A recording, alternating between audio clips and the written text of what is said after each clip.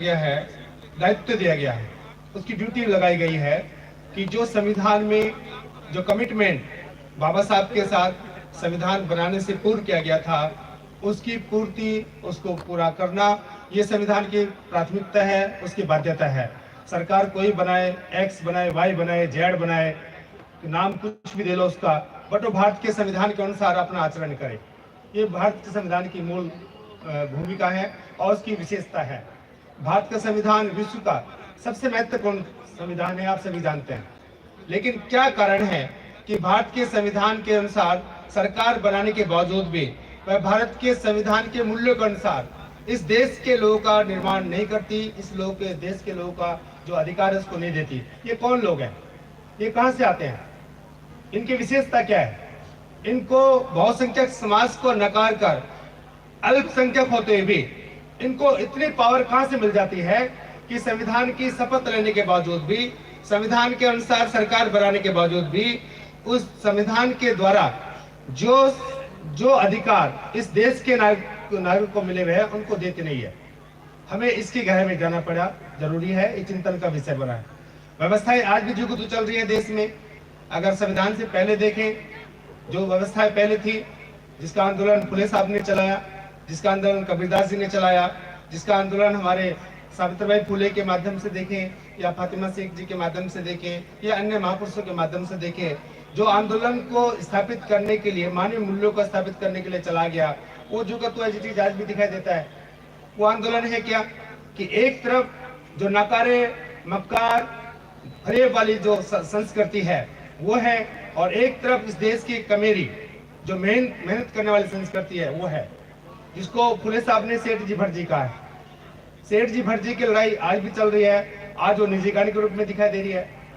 आज वो संवैधानिक मूल्यों के तहत देखा जाए कि जो संविधान के द्वारा जो पब्लिक सेक्टर को विकसित करने का अधिकार सरकारों को दिया गया था कि पब्लिक सेक्टर जनरेट करके वो इस देश के लोगों को रोजगार संपन्न बनाएगी और भारत की मुख्य धारा में शामिल करेगी, वो समाप्त करके निजीकरण लाया गया है।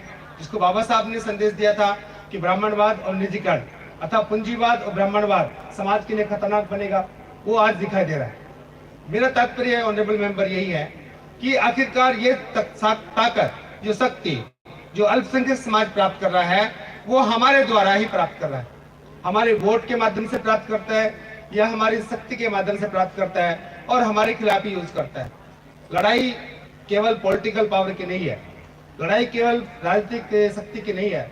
लड़ाई तो जैसे पहले थी सामाजिक परिवर्तन की, वो आज के युग तो बनी हुई है।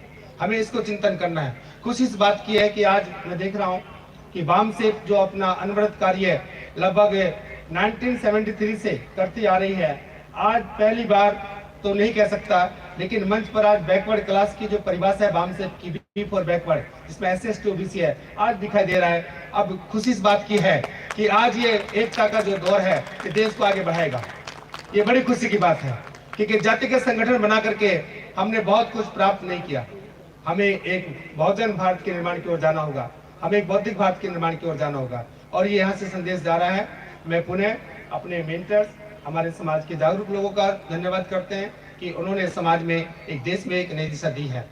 मैं एक विषय पढ़ रहा था अभी कि आखिरकार गैलीलियो को जब मैंने पढ़ा, क्योंकि we are the teacher also, Galileo ने जब पहली बार ये घोषणा की, इन्वेंशन के माध्यम से बताया कि ये जो सूरज है ये स्थिर रहता है और धरती घूमती है, तो उसमें भी तथाकथित जो धार्मिक कर्मकांडी लोग थे उन्होंने इसका विरोध किया था।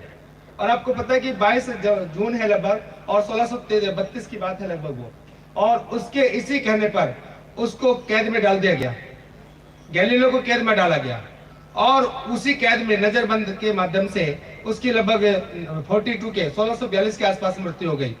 इसके पीछे लॉजिक क्या है कि जो व्यवस्थाएं धार्मिक तौर पे पहले काम करती, भारत में तो ज्यादा दिखाई दे रही है।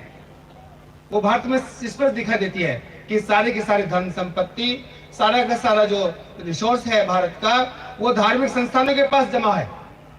इसका सर्वे क्यों नहीं करते? गिनती तो आदमी करना कंपल्सरी है, वो तो हो ही जाएगी, वो तो दिखाई दे रही है भी है।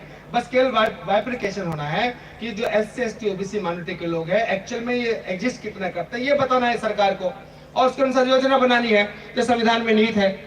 इतना सब काम इम्पोर्टेंट है। लेकिन ध्यान से देखें कि जो लड़ाई